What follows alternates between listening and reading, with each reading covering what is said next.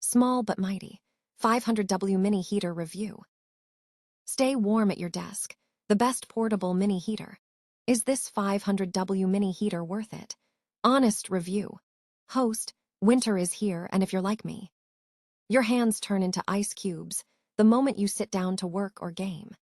Today, we're looking at this. A 500W desktop mini portable heater. It's tiny, it's cheap, but can it actually keep you warm? Let's find out. Host, straight out of the box. The first thing you notice is the size. It's incredibly compact, barely bigger than a coffee mug. This is perfect for small desks or dorm rooms where space is a luxury. It features a simple on/off switch and a sturdy grill for safety.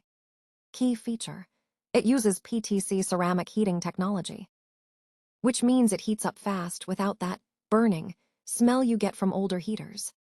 Let's talk power. At 500W, it's low energy, so it won't blow your circuit breaker or destroy your electricity bill. I've been running this for 10 minutes, and the immediate area